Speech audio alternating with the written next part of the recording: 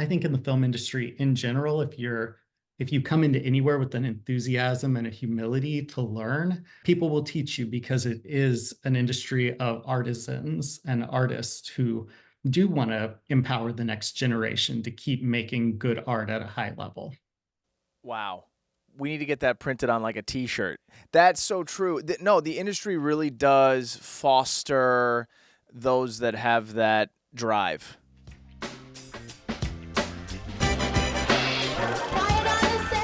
Welcome back to another episode of Diagonal Media's podcast, The In Crowd. Today, we are featuring a great friend of mine, Jay Kidd. Hello, Jay. Hey, how's it going? How are you? Good, thanks. Thank you for joining us. Jay is an AC in the New York City film and TV world, and we're going to talk all about his journey. He's also a writer and a journalist for Frame.io and Adobe and other publications. Am I correct? Yeah, that's right. I've written for a couple different publications on a freelance basis, but now I'm mostly writing for Frame.io. Frame.io, can you believe it? We have the writer from Frame.io here, from their blog. Is it featured on their blog mostly, some of the stuff that you've been doing? Yeah, it's their blog. I work with two other writers and editors. We're all writer editors, and then we all manage I hesitate to call it a stable, but it's a stable of contributing writers. So they actually hired me on full time recently. So that's where the majority of my time is going to, is writing and editing for the Frame.io blog. Well, how about that? We at Diagonal love Frame.io. We use it so much. And so it's really cool to be chatting with you. The in crowd, it's the reason I started the podcast was to educate folks that are maybe just starting out in the industry on career trajectory and how to get someplace in this, tough to navigate world of film, media, and TV. I didn't know anything when I was starting. And it would have been cool to have a podcast like this that maybe I tune into and be like, oh, what are these? How did Jay end up being a writer on Frame.io's blog, but he's also an AC? Like, what an interesting kind of juxtaposition of a career trajectory. So that's what we're going to talk about today. And I want to start out first, Jay, by asking you, how did you know that this was the industry you wanted to be in? So I started out in high school, and the first year of my college, I actually went as a fine arts major. I thought I wanted to be um, going into painting and graphic design. So my first year of college, that was what I was studying. But I took a random elective that was a film and video class, and just like mine were just silly camcorder videos. But there was this one guy in the class that he turned in what to my at the time looked extremely professional. And I remember asking my teacher, like, how did he get his video to look like this? It looks so good. And he was like, he just said something so simple. He was like, oh, I don't know. He probably rented some lights and lit the scenes. And I was like, and it just like broke something open. And I'm like, I've got to figure out how to do that. So I immediately called my parents literally right after that day and was like, I'm switching my major to film and video.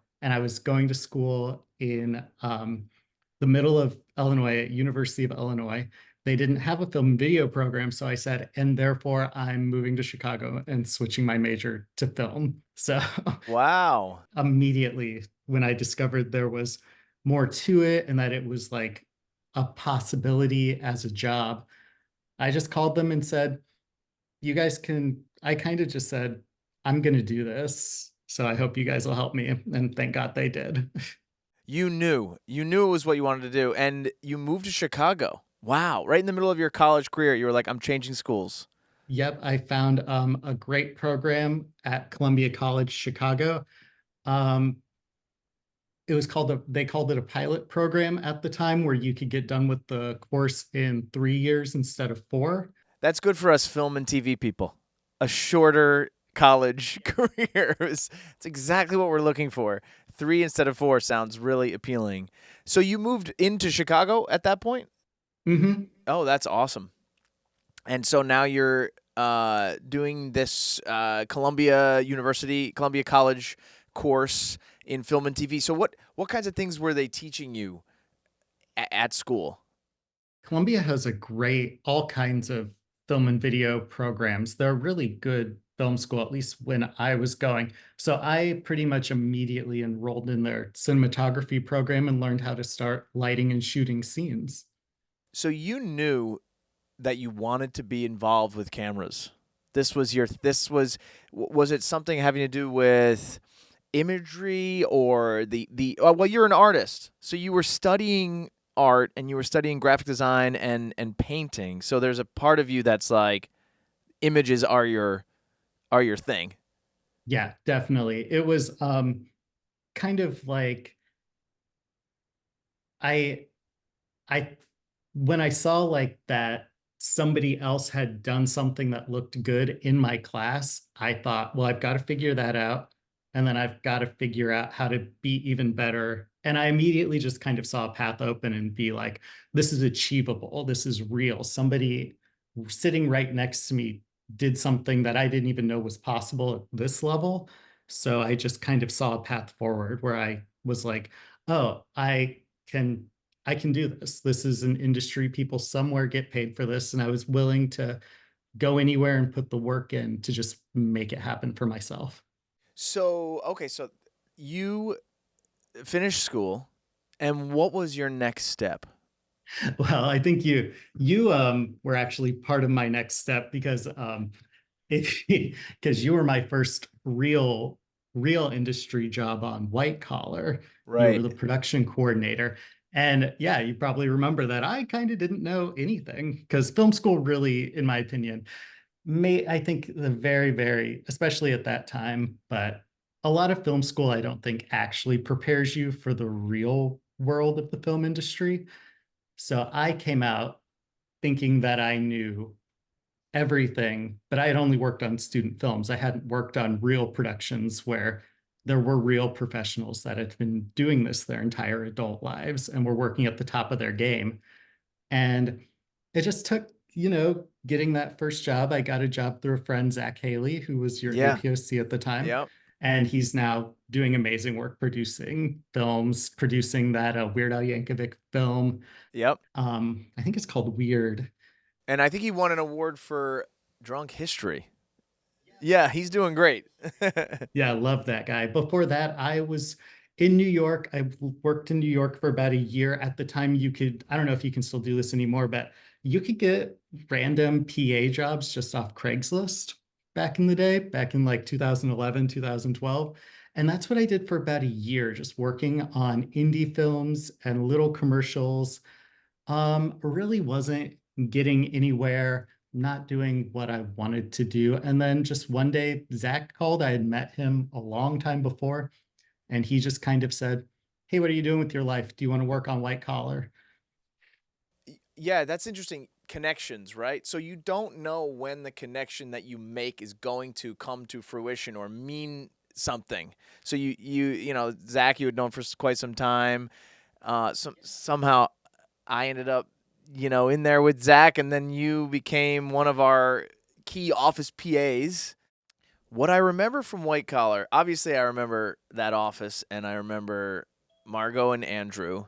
Fantastic leadership. I remember really great leadership all around on White Collar. It was one of the more pleasurable shows and cultures in that I had worked for. And you were part of that, and we were in that office, and it was tough. Production offices, I believe sometimes like I wasn't maybe exactly doing what I wanted to be doing, and you weren't doing exactly what you wanted to be doing. And I think production offices can be that like the eye of the storm, if you will, where like people kind of gravitate there because there's an uncertainty.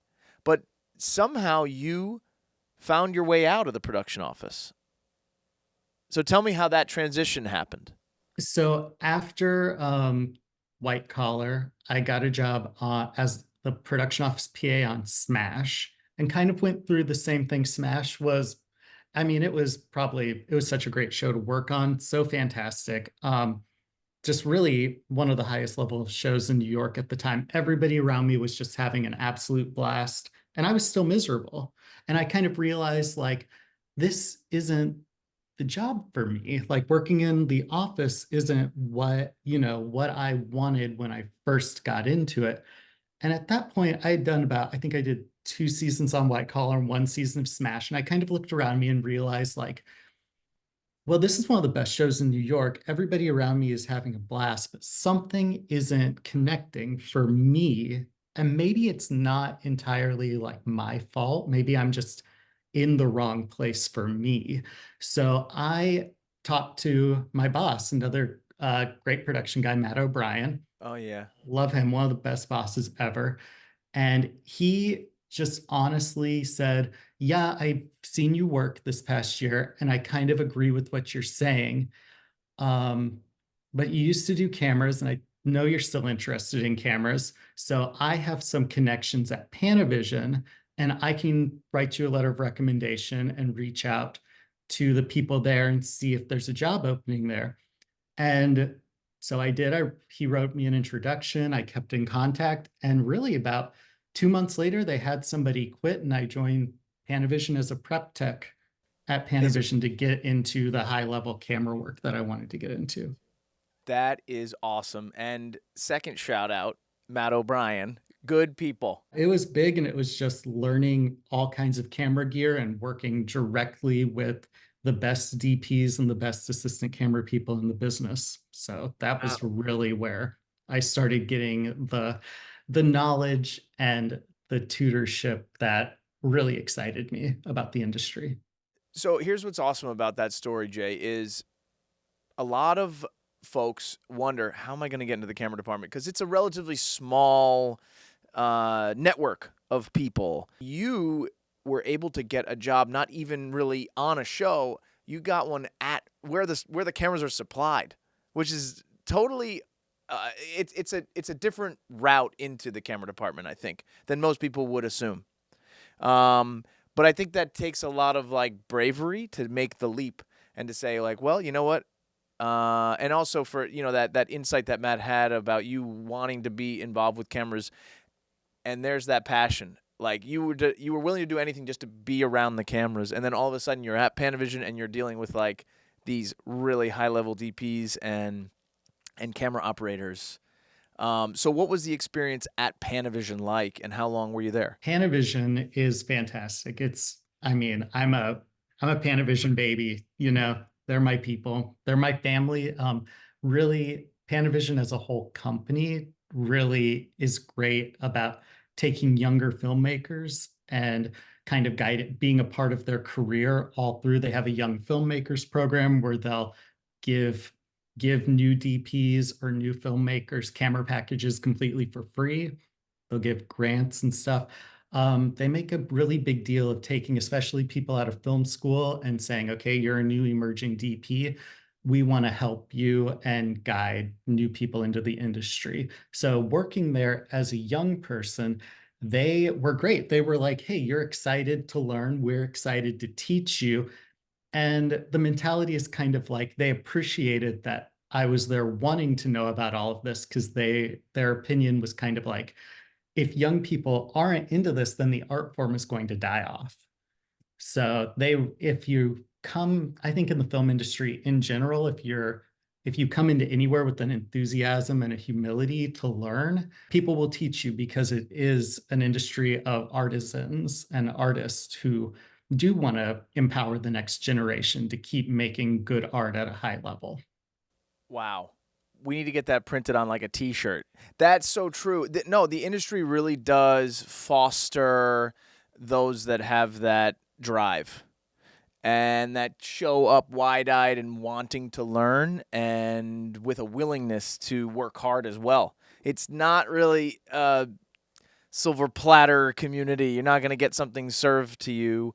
You do have to speak up for yourself. You got to be a little bit of a squeaky wheel, which is something I kind of never did. You know what I mean? Like it was one of those like flow to flow to flow until I was like, you know what? Like you realizing, not sure this is 100% where I need to be, and making that pivot into more of a creative realm. So I love that story, and I love what you just said. So you're at Panavision and you're meeting all these awesome camera people and all these DPs, and you're getting to play with all the cool gear and all the lenses, right? So now tell me a little bit about Panavision. What do they supply, and where do they get their gear? So Panavision makes their own lenses and cameras. So they're renting and manufacturing. And you can't get a Panavision camera or a lens anywhere besides Panavision. And they're especially well known for their optics and specifically their anamorphic optics. So if you see, some of the most legendary movies in the world have been shot on Panavision lenses and cameras, but mostly lenses specifically. So if, a DP wants their movie to look like, you know, a movie that was shot on a Panavision lens, then they need to rent through Panavision. They cannot get it anywhere else because they don't sell their gear. They only manufacture and rent it. Oh, wow. Panavision lenses, Panavision cameras, do they also make lights? They don't really, I think in LA they rent lights. I'm not sure if they manufacture them. We didn't touch any of that at the New York rental house. I don't think it's a wide thing. If they do, it's probably just LA centric and nowhere else. Okay, copy that. Copy that. And so, how did you find your way onto a film set? Well, so I was what was called a prep tech. So what happens is that, a show will say, okay, we want to rent Panavision, and they'll send their assistant camera people. The assistant camera people will make up an order, and then they'll give it to the rental house. And then my job as a prep tech was to, bring what they had on their order form from the storeroom to the bay so that they could build up the cameras and prep the gear and check everything and make sure that it worked. So I got tons of face-to-face time every day with the people that were doing the hiring in the camera department, which is primarily, if you don't know, the second AC is usually doing a lot of the hiring in the camera department. And at the same time, I was learning all of the gear. So if I brought gear out to an assistant camera person and I didn't know how it worked, and we had time and it wasn't a time crunch, I'd ask them, like, can you show me how this works? Because I don't know how this works yet. And I would kind of, and if they were a little like, I don't know if I want to, I would back off. But usually you'd find a nice person who's like, yeah, I'll show you how it is. Or I frame it like, I want to make sure that this thing works the way you need it to work.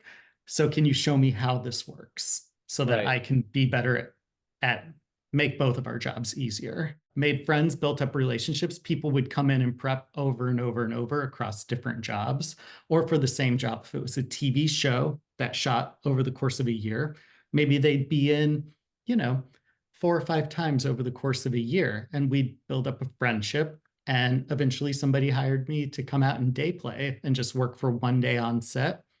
And that happened a couple times until I got enough days to join Local 600. So, Jay, tell me about the shows you worked on and how many days did you need to join Local 600? What are the details there for someone that doesn't know about joining a union?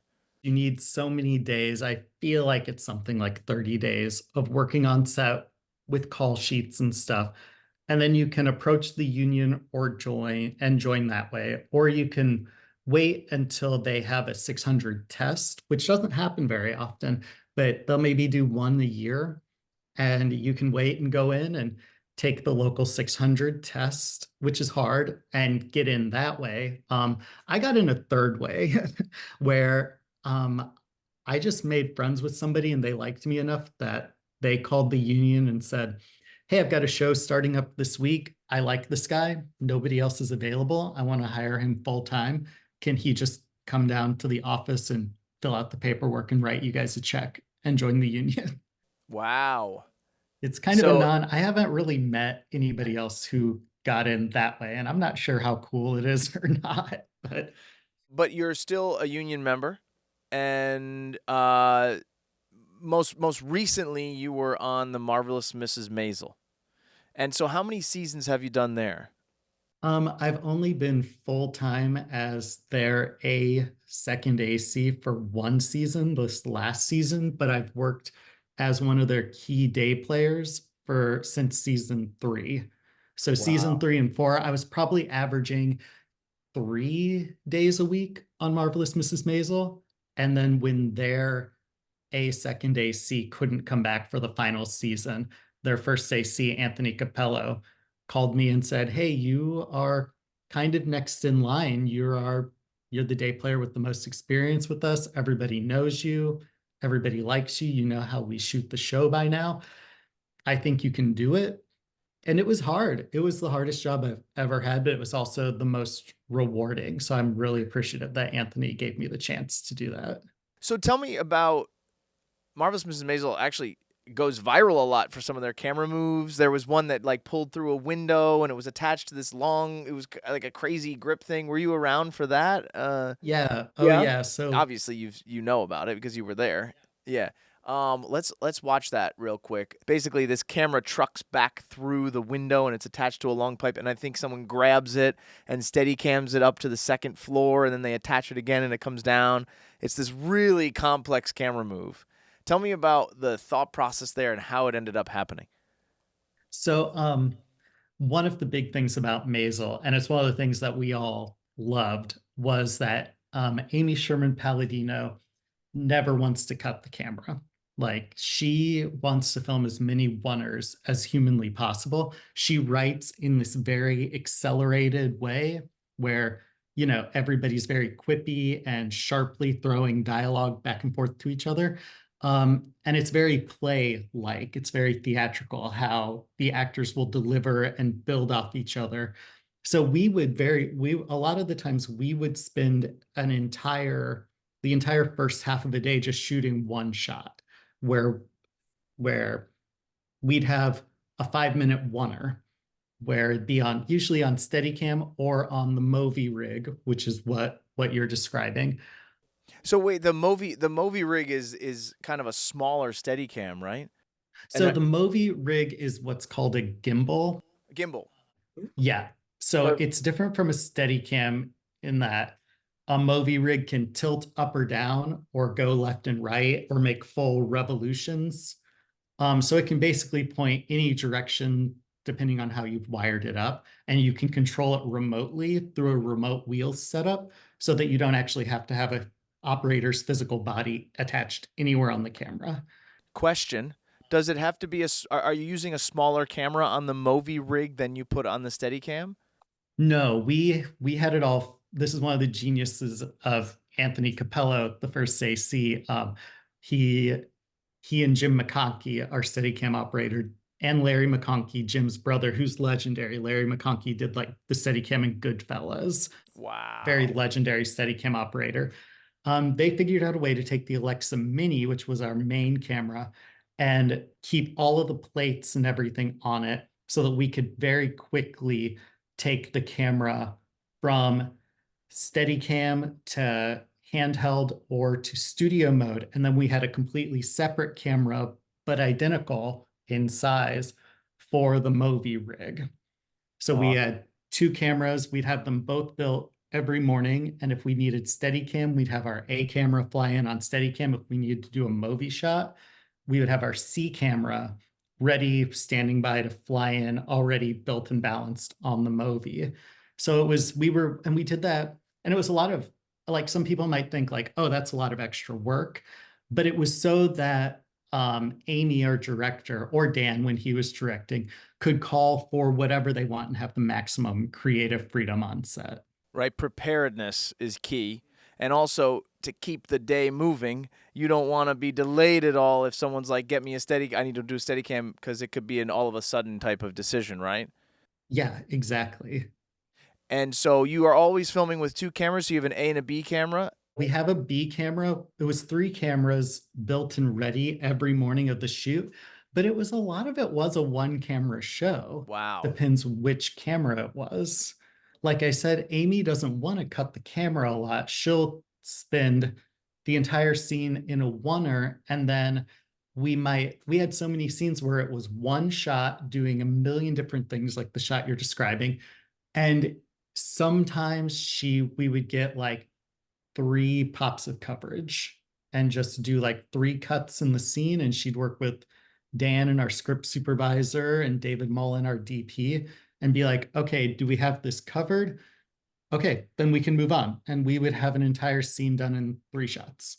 That is efficient. um, and tell me a bit about that shot that we were describing where the camera's on that long kind of rig and it goes upstairs and it follows the supporting actress. I can't remember her name right now, but Yeah, that's Alex Borstein. Alex Borstein. Yes. So it's following Alex Borstein upstairs. Tell me about that day and how this video has like gotten so much traction now on TikTok is amazing. Yeah, so that was our dueling techno cranes day. So it's on, the camera goes starts on one techno crane, and it's on a magnet system that was specifically designed for this shot by Larry McConkey. And it will also like the great thing about working with Jim and Larry McConkey is that they're a bit like Frankenstein, like the scientist Frankenstein. They'll see that a shot's coming up in the future, and they have a barn out in New Jersey where they build their rigging systems by hand Wow. themselves. And um, there's all kinds of articles online now about how Larry specifically modified things like the Armor Man system, which is kind of if you've ever seen like the exoskeleton that Ellen Ripley wears in Aliens, where she can like lift heavy boxes and stuff. Oh yeah. That's what the Armor Man is, but for camera operators, it's like an exoskeleton made of like springs and stuff, so you can carry a heavy camera around all day and keep this shot rock solid. So what they did was Amy had this idea for this shot way earlier in the season, and we all knew that it was approaching. And what was great about having a B camera around all the time is that if we needed to do things like, hey, we need to figure out this crazy shot that we're going to do in 2 weeks, we could design our days so that we could send the B camera away with all of our systems. Um, with our B camera operator, Nick Nas and Liz Singer, the A first or the B first, and Brian Gialorenzo, our B second.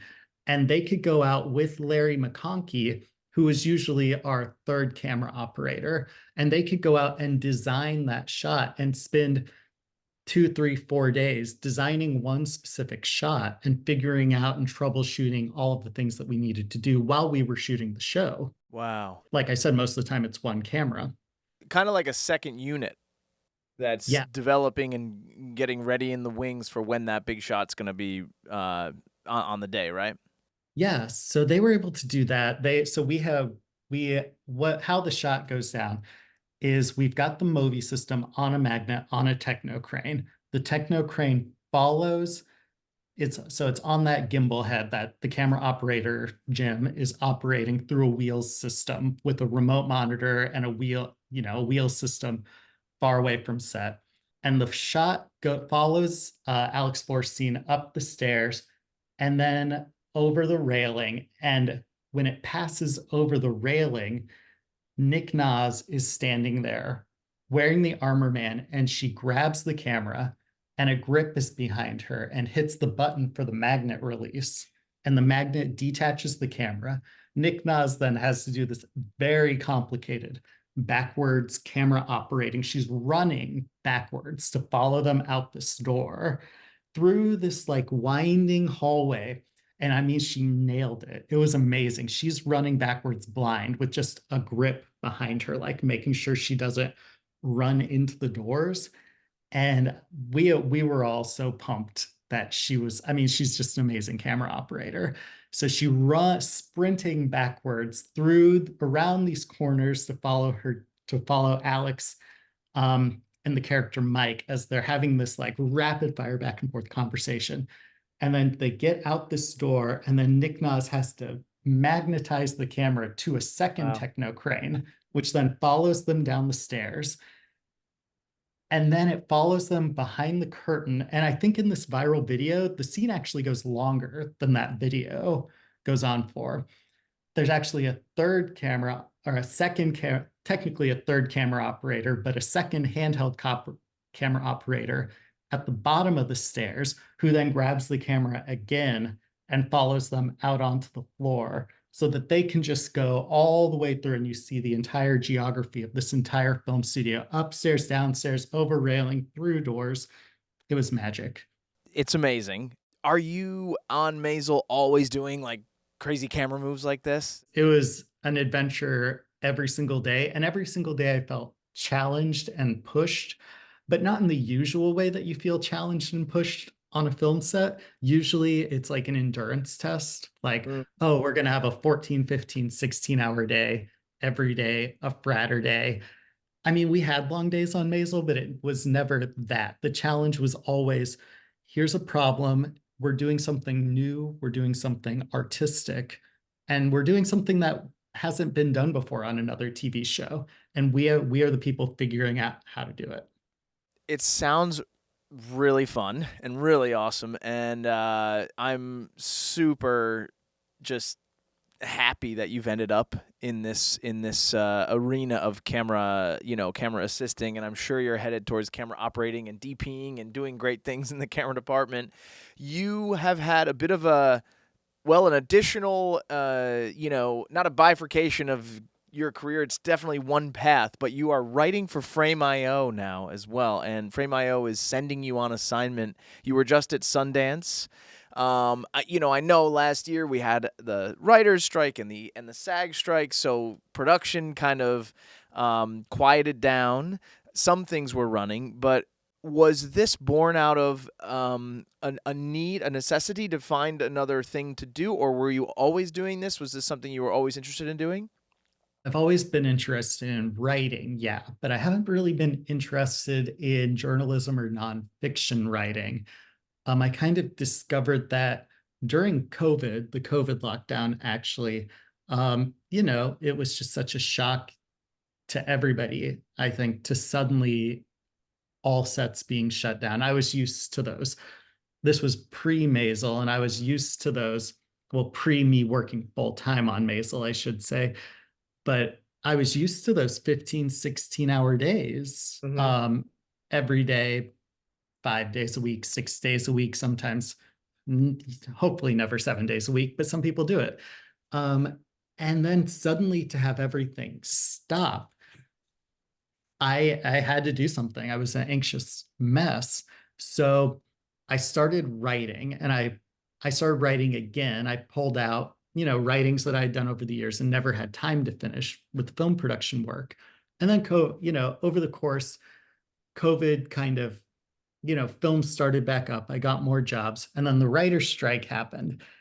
And I was like, oh, great, I can go back to writing. And almost immediately as I started writing, I started thinking, well, I could take the writing that I do and maybe sell a short piece. I had already started working on Maisel by then and learned a lot. It was such a great film school.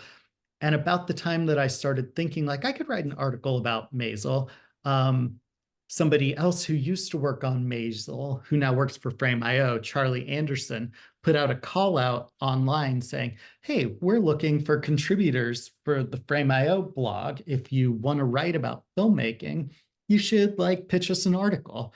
So I pitched my editor, now my boss at Frame.io, Lawrence Grayson, an article about what I learned on Marvelous Mrs. Maisel. And he said, that's great. It was kind of before Maisel started going super viral. It had gone viral before for costumes and stuff. So I knew it was going to be an easy pitch to attach Maisel to it because pre-pandemic it had gone viral a couple times. So he really liked it. And that led to two more articles. And then he called me up one day and said, your articles are doing great. People love them. We want you to keep writing for us, until you get sick of it.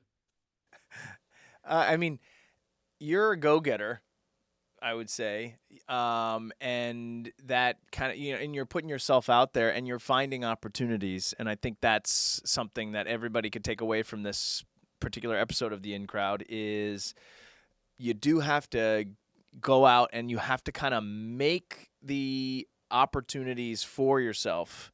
Now, Frame.io sent you to Sundance, and I was witnessing all of your takeover, your social media takeover, and that look like an absolutely incredible experience. And now you're getting to marry your love of film, your love for cameras, and your love of writing all into one thing. And you're full time at Frame.io right now, Yeah. writing for them. What an awesome company. I mean, they're probably experiencing, unprecedented growth. So much content is being made and uploaded to Frame every day. What was Sundance like? It was just amazing. I had never gone to a big film festival before. I was so nervous. I started reaching out to anybody that I knew in the industry. Like, have you ever been to Sundance? Have you ever been to a big film festival before? And I couldn't find anybody who had been to Sundance before. So they were like, I've been to this one, I've been to that one, but I've never done Sundance. So I had no idea what I was stepping into. And I got off the plane and got on to into Park City, and it was just more chill than I expected it to be, and just a lot of fun. Like, everybody was so excited. I wore like my frame hat, and all of these filmmakers would see my hat and come up and be like, we use that product. We use that on our movie. Like, our movie that's screening at Sundance used that product. And I was just like, oh, this is great. People are just coming up to me. Like, my job is so easy. Like, I was sent there to like not cover the festival and make it like a Frame.io advertisement. But at the end of it, so many people had just wandered up to me and said, I know that logo. We use that product. We love it. It's great. That I was like, oh, this is cool. Like, so I just had to write an article about like how Frame.io's presence at Sundance and how it had been involved. It was involved in like over 50% of the films chosen for festivals. Wow. I thought that was really cool.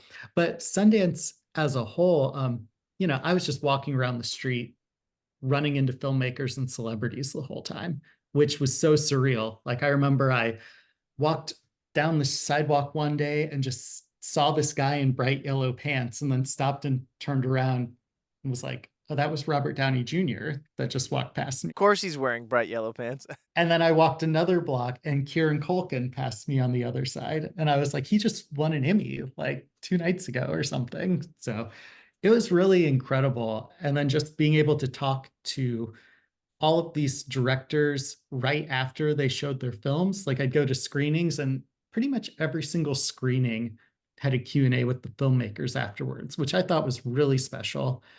And also the director's talks. I got to go to a director's talk with Steven Soderbergh, who's one of my favorite filmmakers.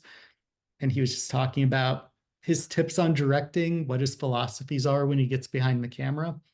So it's all just really eye-opening and just a super educational experience, great networking experience. So I definitely recommend anybody go that can. In your article on Frame.io, you talk about AI, the paranormal. What other recurring themes did you see? Oh, and can you extrapolate on those? Yeah, it was just really funny, especially with the paranormal angle, because there was such a focus this year on genre films, and specifically like horror and supernatural films. And I love horror movies, aliens, horror movies, monsters.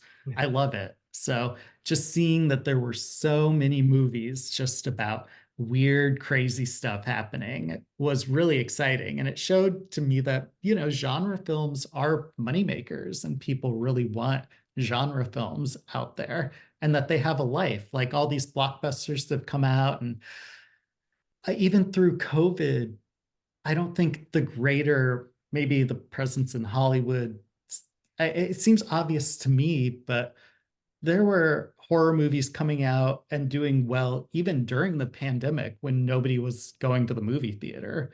But yet, horror movies and genre movies kind of kept being released and doing well on streaming and stuff like that. There's a real appetite out there. So I was just excited to see such a focus on that.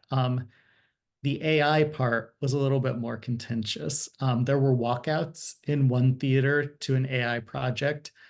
It was this really crazy project where they had set up an AI so that you could go up to the movie screen and talk to an AI about really, really hot button issues like racism and class Mm. and stuff like that. And people started protesting in the theater about the use of AI in filmmaking, how it's potentially going to ruin a lot of people's jobs or take jobs away from people.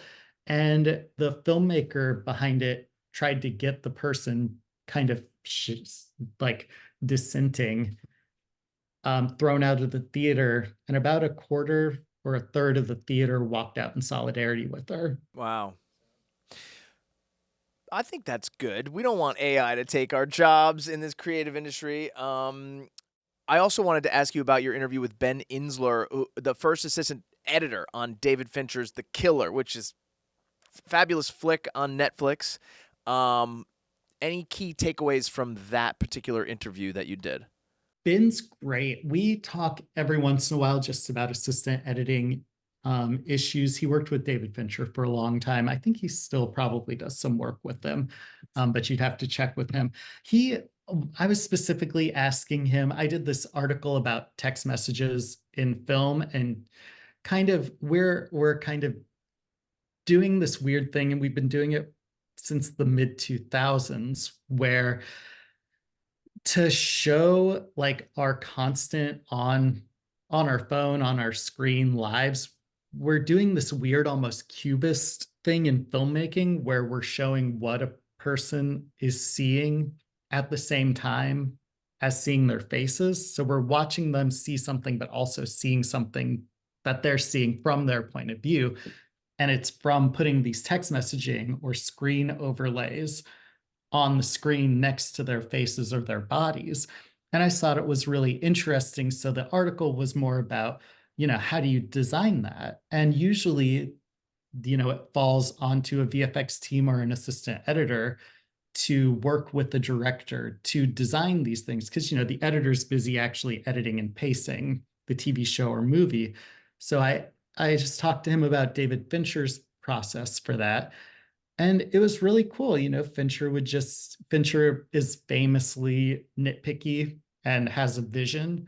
So my big takeaway was that, you know, with stuff like that, it really all boils down to the filmmaker's vision and the director's vision. And if the director doesn't have a firm, solid vision of exactly what they want, a lot of times you can get things that are distracting or not easy to read, or just don't read right on the screen or take you out of the TV watching experience. But I thought, the stuff on The Killer was funny, and really, I felt immersed the whole time. Sometimes I laughed at it, sometimes I felt creeped out by the pop-ups and how he used current technology to like assassinate his victims and how easy it seemed for him to just like use the technology that we all have at our disposal to just track people down and kill them. And Right. I was like, oh, this is chilling. This is crazy. And they made it seem really, really natural. So kudos to them. Yeah. It's a good film. It's a good Fincher film. With a dose of Michael Fassbender in there. So Jay, what is next for you? What what's your vision for where you're headed with this kind of incredibly diverse career that you're crafting? Well, the great thing about working with Frame and working with Adobe is that they're all creatives at the same time. They don't just do one thing. So they've told me, you've got freedom to go back on set. You can keep working for us. We want you to have full-time hours, but if you find a project that you really want to do, we'll give you time off. You can take a week, you can take a longer leave of absence. Go shoot. We want you to stay on set and be involved in the industry. So, I've been day playing here and there in conjunction with writing and pursuing that. So I've kind of got a really great setup with them to continue kind of this hybrid career and kind of build things up and make my own schedule, which was my favorite part of freelancing anyways. Right. Yeah, wow. That is awesome. Um Well, Jay, you are definitely a member of the in crowd, and it's been an absolute pleasure to catch up with you here. Would love to invite you back in 6 months or a year's time and see what other developments have happened for you. Just really fun to talk with you. There's so much more that we could probably uncover. But I want to say, like, from our days working in the white collar office, I'm just so impressed with where you've taken your career, and the insights you shared today are absolutely going to help somebody on their path. So thank you, and thank you to everybody for being here for this edition of the In Crowd. We'll see you next time.